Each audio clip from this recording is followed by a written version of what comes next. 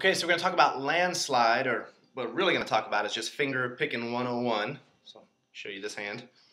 I'm going to take a C chord. Now, first thing, notice that I've got the capo at 3. So no, this is not a C. In fact, this would be an E flat chord. But for this whole entire lesson, I'm going to refer to this as C because it's a C shape. It's a capo. I'm talking capo talk. And yeah, this will drive your piano player and your oboe player crazy. But if you've got an oboe player and a piano player in your band, you're crazy anyhow. So,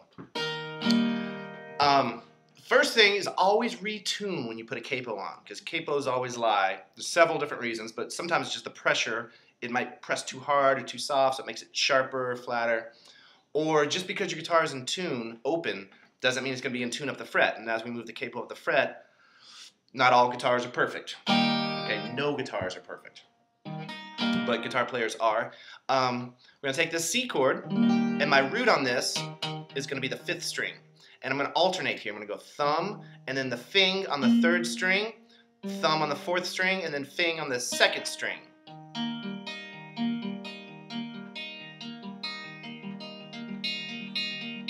Alright, so start slow. 1 and 2 and. So it's a half a measure. 1 and 2 and 3 and 4 and. So if you do it twice, it's a whole measure. And I'm going to take this C chord, do it twice. Now I'm going to do what I call the 2-4 chord, which is a G chord, but with a B in the bass. But I'm going to play it with my 2nd finger. Yes, when you do a G, singer-songwriter G, you could just do this, and that would be a G chord with a B in the bass, right? But look how much I have to move my fingers. If I want to go to my 1st finger here, it's going to have to come all the way from the 2nd string to here. It's way too much work, right? Guitar player, it's your job to be as lazy as possible. So we're going to do C, and I'm going to go to 2 here and pinky here. These might be weaker fingers, but when I go back to the A minor chord, and at first I'll do A minor, my 1st finger could have stayed there the whole time, right? So if you close your eyes, a little dust in the wind. Oops, I'm sorry, I'm going to go 1.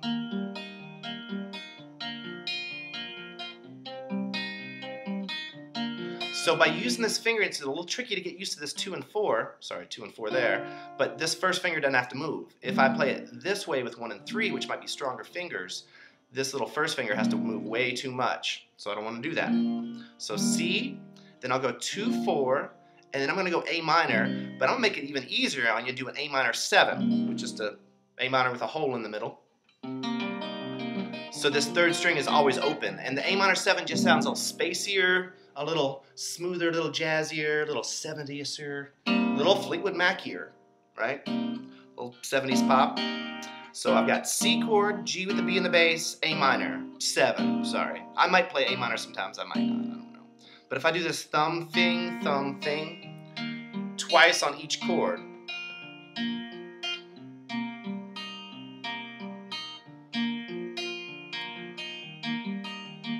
speed it up to tempo.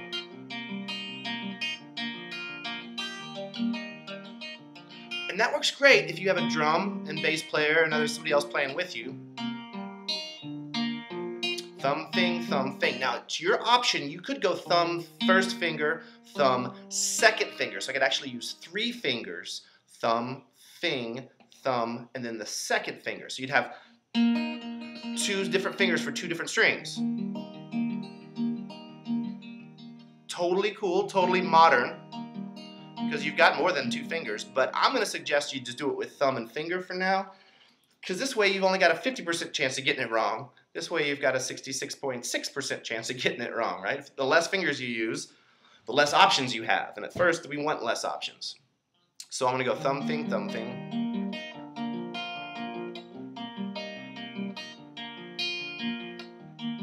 Sorry for a missed note in there.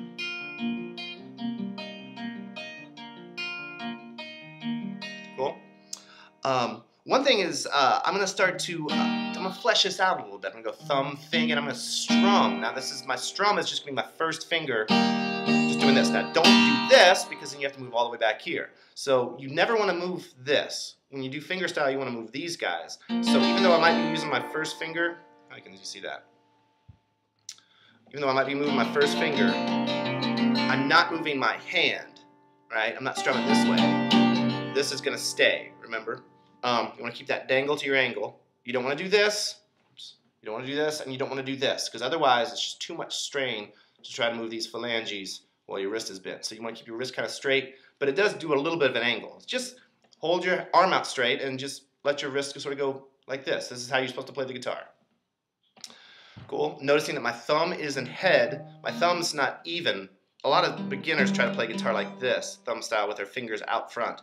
I tell people to make that little triangle where your thumb's out front and your fingers are tucked more under behind. Once again, not like this, but just sort of a natural angle.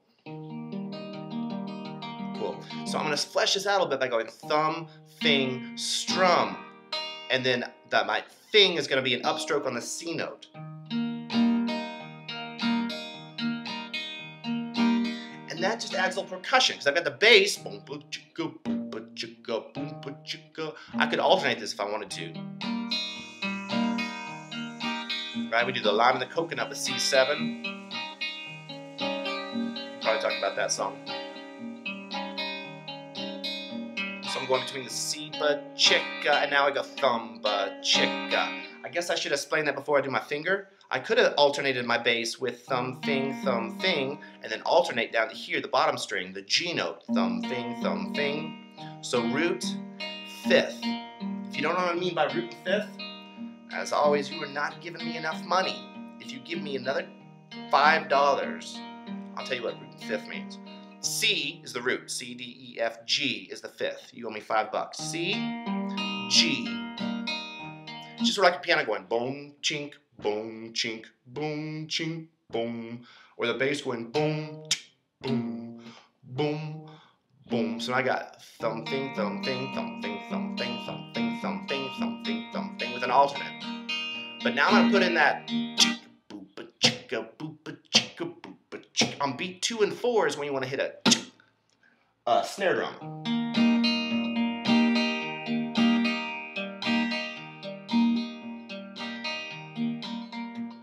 So when I'm going thumb, thing, and I smack this guy down, just sort of strum across the strings. Now I don't, remember, I'm on open E, so I mean open C, so I don't want that open E running through.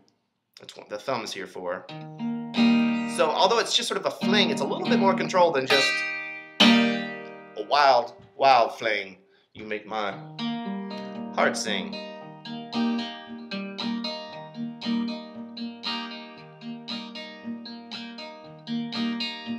I don't have to alternate the bass. And in fact, in Landslide, we're not going to alternate the bass because it's not a country song. Cool. Now, one thing is I'm going thumb, thing, and strum, thing. Thumb, thing, strum, thing. And I'm usually catching this high C, capo talk. But I could have caught the high E. High C. The high E was the open string. Or the third string open, which would be the G note. So I can get this note, this note, this note. I could have even gotten the pinky note up here in the tippy top. Because anything I can do with the tippy bottom, I can do with the tippy top for the most part. In fact, when you hear Landslide, like in the second verse or something, I can hear them playing that note. And you go 2, 4, now I still keep that pinky there instead of having the pinky on the second string. Conceivably, I could have them both, but that's too much work, right? I could just do that. A little dissonant. On the A minor 7th, I'll call that the Jimmy Page A minor 7th, after you give me a couple more months worth of money.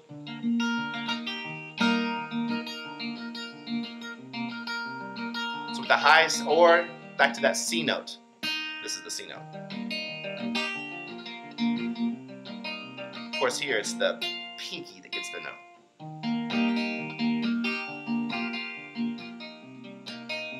Now later on, we might even do a little, while you do that thing, you can do a slap on your bass as well, so you get even more percussion. You go backbeat. So you get the drum coming down with the chord. It's probably best to do that kind of stuff where the wood meets the road. That's gonna sound better than. But don't worry too much about that right now. But if you hear me put that chuck in there, that backbeat every once in a while, that's what I'm doing.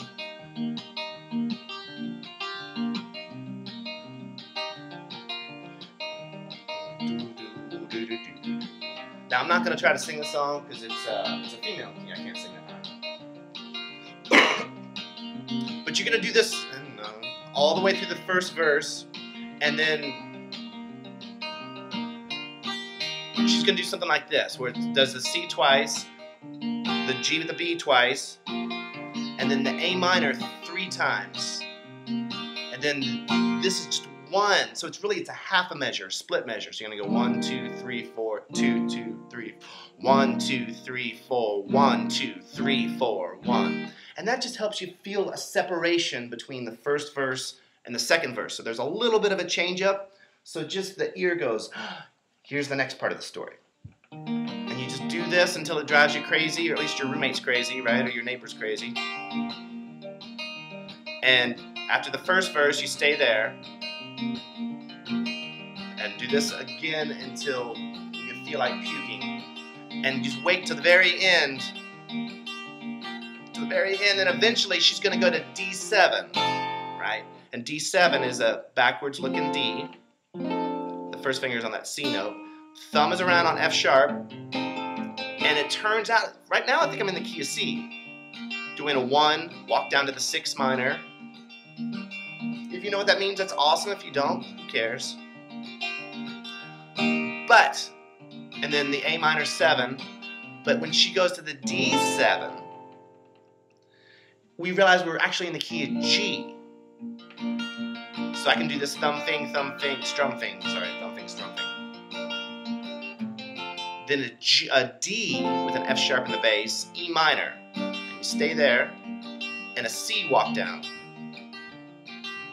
A minor 7, D7. That's a pretty darn easy move. It's a lot easier than A minor to D. We have to move a lot of fingers. See, A minor 7, 2 fingers. That finger moves up, and the thumb should be around as well. And that kicks us back to the G. And we do all that again. G to D, E minor twice. To see my life around you. Now when you come out of the chorus, it's the same way you come out of the first verse. You're going to go 1, 2, 3, 4, 1, 2. And then hit this G with the B in the bass. So it's only a half measure. Then it's back to C. I think they'd take a guitar solo. And through all that, they're just going to, through the guitar solo, you just do this. And you just got to kind of pay attention, because when they're done with the guitar solo, eventually they're going to go to the D7 with the F sharp in the bass. That kicks you back to the chorus, to G, D with F sharp. C, walk down. First time, do it all again. G, E minor, C, and then just back into this, and just repeat until you make everybody puke. Also, realizing I'm on the G chord, I got the G note. When I go to the D with the F sharp in the bass, well, I've got the F sharp in the bass, don't I? Bottom string. E minor, of course, I'm going to have the E. Still cape toe talk. C. Now back to where we normally do it. And on the D, I could get in the F sharp, or I could get in the D. You can get in the A. There's a lot more notes than just the root you can play in the bass.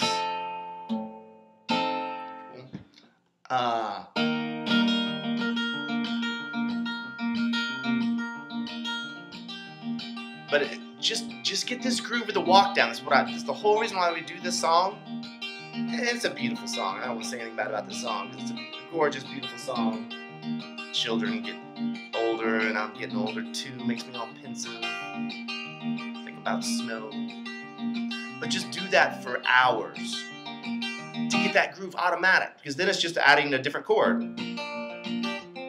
Or no matter what key you're in. Just find yourself a root, thumb, thing, thumb, thing, thumb, thing, thumb, thing, then flesh it out. So this is an A chord or D chord. Do it on minors. Sometimes I'm just, wherever I'm finding my root to fifth, and then we should have a whole lesson on that root fifth, how to find your alternate bass notes. That lesson's on the way as well. So boompa chicka, boompa chicka, boompa chicka, boompa chicka. I love making my students say boompa chicka. 1 and 2 and boompa chicka. Not only does it make you feel as stupid as I feel, but it gets the accents right. Boompa chicka, boompa chicka, boompa chick. The boom is the bass. The ahs are kind of superfluous. They're not that important. Boompa chicka, boompa chicka. So before this, we might even want it done C7. And it's just funky that way. And when something's funky, I can stay there a lot longer than if it's lame. Some thumping, strumping. So it's just two different ways. One's more percussive, and then adding in the fifth, or alternating your bass. 5, 6. Brother got a coconut, he bought it for a dime. That really should be in the key of C, but I'm up to E flat, and it don't matter. So that's a good song to get this groove on, because it's just one chord. So Lime and the Coconut, which is really supposed to be in the key of C7, without the capo, or Landslide, which just has a little more movement, a little more singer-songwriter-ish, right?